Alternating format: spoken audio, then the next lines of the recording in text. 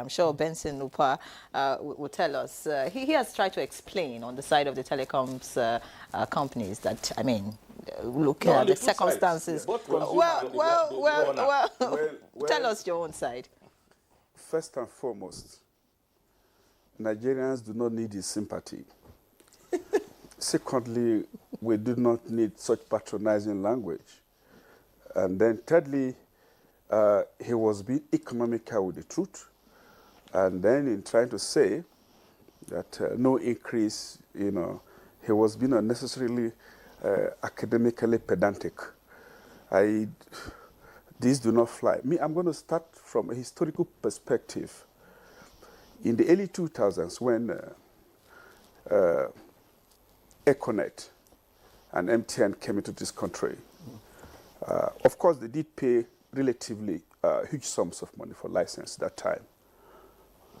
But even as market penetration was about 20%, what each and every one of them was posting was more than what the first 4 banks in Nigeria were making every month. What MTN, what Econet today known as Airtel, yeah, what they were making was more than our 4 banks, first 4 banks put together. And they were salting away a lot of money. That was at relative 20%. Today we have a market penetration of about 75%.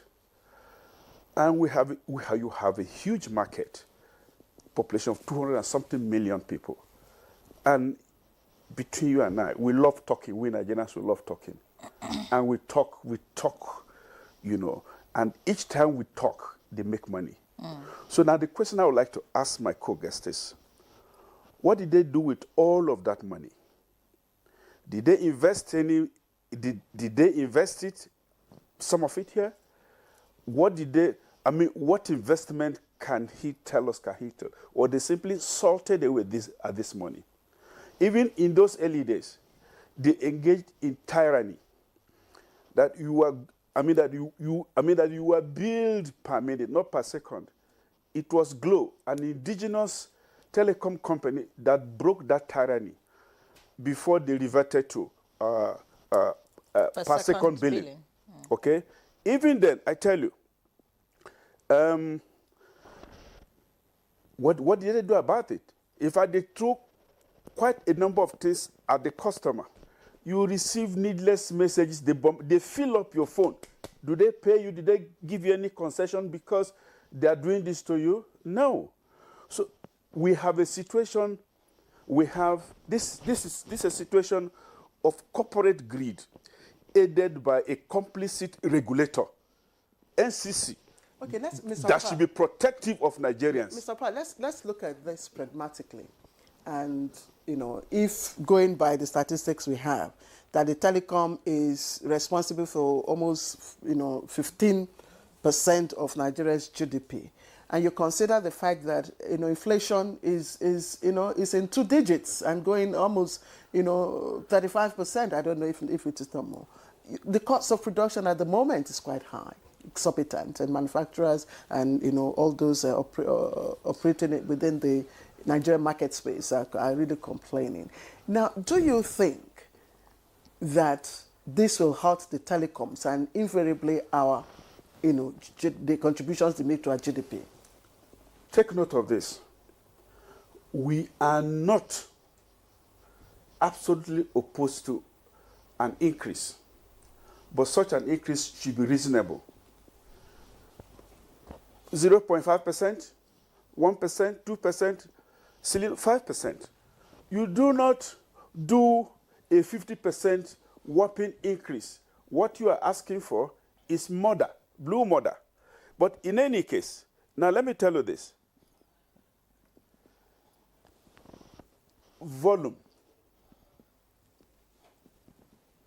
should determine the cost of unit. It's simple economic logic.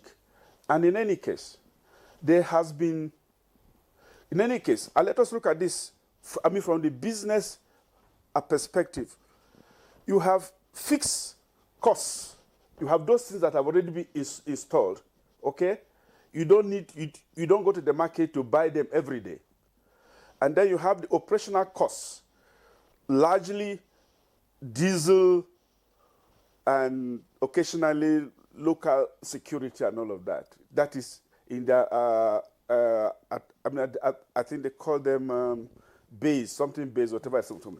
But today I want to tell you, most of them are using solar.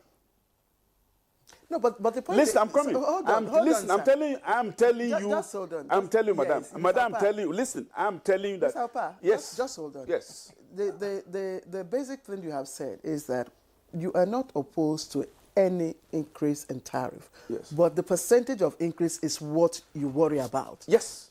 Beautiful. Let's